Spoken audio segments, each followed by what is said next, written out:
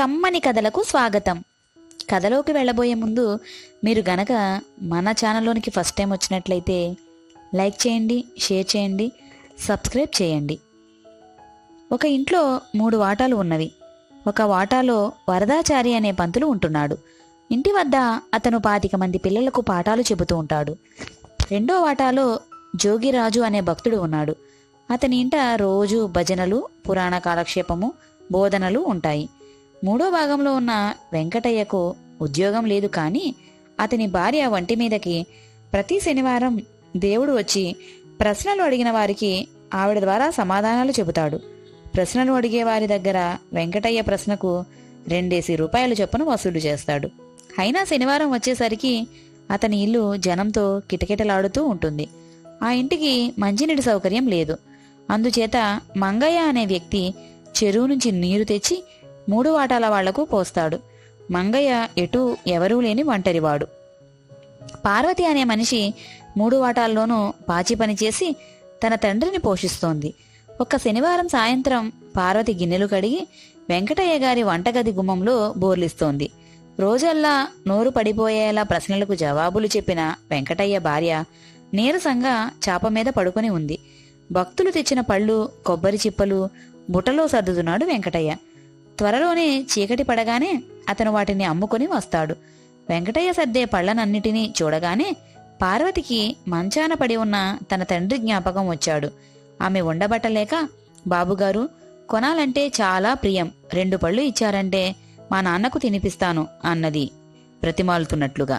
వెంకటయ్య చప్పున బుట్ట మీద గుడ్డ కప్పి, నీ పాపిష్టి పళ్ళు పడ్డ పళ్లకు ఈరోజు ఏం ధర పలుకుతుందో చూడాలి అన్నాడు.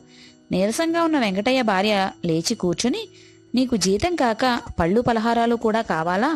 ఆశకు అంతుండాలి, పోపో అని కసురుకుంది. అంతక్రితమే ఆమె ఒక మనిషితో, ఆశ వల్లే నీవు ఈ అనర్థం తెచ్చుకున్నావు, దురాశ పనికిరాదు అని అన్నట్టు జ్ఞాపకం వచ్చి పార్వతి నవ్వుకుంది. అదే సమయంలో మంగయ్య వరదాచారి వాటాలో ఉన్నాడు. వరదాచారి కొడుకు చదివేసిన పుస్తకాలు తాను ఎరిగిన ఒక బీద విద్యార్థికి ఇప్పించాలని మంగయ్య ఉద్దేశం.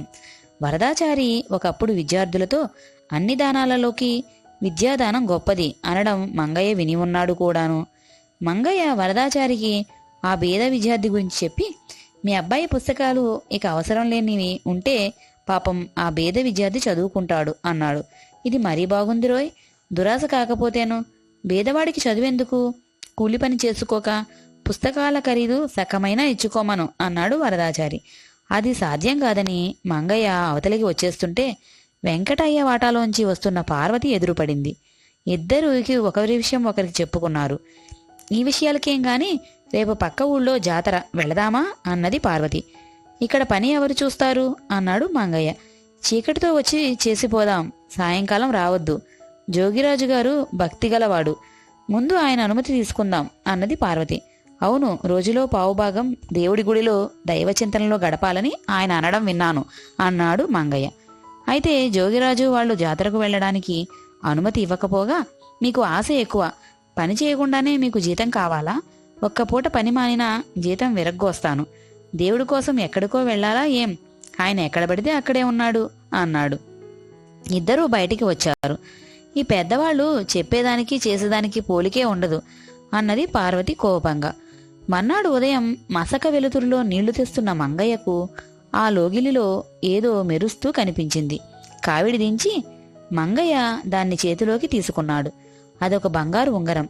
అప్పుడే పాచిపనికి వస్తున్న పార్వతికి మంగయ్య ఆ ఉంగరాన్ని చూపించి, దొరికింది అన్నాడు. దంతధావనం కోసం బయటికి వస్తున్న వెంకటయ్య దొరికిందన్న మాట చెవిన పడేసరికి గబగబా దగ్గరికి వచ్చి ఉంగరం చూసి, అరే, ఇది నాదే, భక్తులు ఎవరో కానుకగా ఇచ్చారు, నా చేతి నుంచి జారిపోయింది, ఇలా అయితే అన్నాడు. అతని వెనక్కానే వచ్చిన భార్య, అవును, భక్తితో ఇచ్చిన ఉంగరం ఎందుకు పోతుంది, అందుకే దొరికింది అన్నది. ఈ హడావుడికి యువతలికి వచ్చిన వరదాచారి సంగతి తెలుసుకుని, ఆ ఉంగరం నా శిష్యుడు నాకు గురుదక్షిణగా ఇచ్చినది, ఇలా అన్నాడు. పగలందా చేతికి పెట్టుకుని తిరిగాను, జారిపోయి ఉంటుంది అన్నది వరదాచారి భార్య. గుమ్మంలో నిలబడి అంతా చూస్తున్న జోగిరాజు చప్పున ముందుకు వచ్చి, పక్క ఊరిలో రామాయణ పారాయణ చేసినప్పుడు ఆ ఊరి వాళ్ళు చందాలు వేసుకుని నాకు చేయించి ఇచ్చారు, అది నాదే, ఇలా ఇవ్వండి అన్నాడు. దేవుడి పేరు మీద ఇచ్చింది ముట్టుకుంటే కళ్ళు పోతాయి అన్నది అతని భార్య. ఎవరి మటుకు వారు ఆ ఉంగరం తమదేనంటూ కేకలు పెడుతూ మంగయ్య మీదకి ఎగబడ్డారు. దాన్ని ఎవరి చేతిలో పెట్టాలో మంగయ్యకు తెలియలేదు. పార్వతి చప్పున మంగయ్య చేతిలో ఉన్న ఉంగరాన్ని తీసుకుని, నిన్న రాత్రి కామయ్య కల్లుపాకకు ఎవరు వెళ్లారో వారిదే ఈ ఉంగరం. ఇది మంగయ్యకు కల్లుపాకలో దొరికింది. ఆ మాటకు అందరూ తెల్లబోయారు. ఈ ఉంగరాన్ని తిప్పి తిప్పి చూసి, పొరపాటు పడ్డాం, ఇది మాది కాదు, అచ్చం ఇట్లాంటిదే మా దగ్గర ఉంది, పెట్టెలో పెట్టి మరిచిపోయి ఉంటాం అంటూ జారుకున్నారు. వాళ్ళు వెళ్లగానే పార్వతి విరగబడి నవ్వింది. ఉంగరం కల్లుపాకలో దొరికిందని ఎందుకు అబద్ధం చెప్పావు అని మంగయ్య ఆమెను ఆశ్చర్యంగా అడిగాడు. నువ్వు వట్టి అమాయకుడివి, మనుషుల నైజం పసిగట్టలేవు. ఈ ఉంగరం వారిది ఎవ్వరిదీ కాదని రూఢి చేసుకోవడానికే అలా అబద్ధం ఆడాను. పరువు కోసం పాకులాడే వీళ్లు తాము కల్లుపాకకు వెళ్లామని అనగలరా? అంతకన్నా ఘోరమైన పనులే చేయగలరు. వీళ్ల స్వార్థం చూస్తే అసహ్యం వేస్తుంది. పైగా ఇతరులను ఆశపోతులంటారు. ఈ ఉంగరం తాలూకు మనిషి ఎవరో తెలిసేదాకా ఇది నీదే. నలుగురు వచ్చే పోయే లోగిలి కదా, ఎవరి చేతి నుంచి జారిపడిందో అంటూ పార్వతి ఉంగరాన్ని మంగయ్య చేతిలో పెట్టింది. అవును, నాకు తెలివి లేదు. నీ వంటి తెలివైన అమ్మాయి నాకు తోడు ఉంటే ఈ లోకంలో బతకడం సంతోషంగా ఉంటుంది. నీకు ఇష్టమైతే దీన్ని నీ వేలికి పెడతాను అన్నాడు మంగయ్య నవ్వుతూ. పార్వతి కొంచెం సిగ్గుపడి, మా నాన్నను అడుగుదాం, ఇంతకు ఇది అసలు బంగారమా కాదా అన్నది. ఇత్తడి అయితేనేం, దాని ధర్మమా అంటూ నాకు నిజమైన బంగారం దొరికింది అన్నాడు మంగయ్య పార్వతి కేసి ప్రేమగా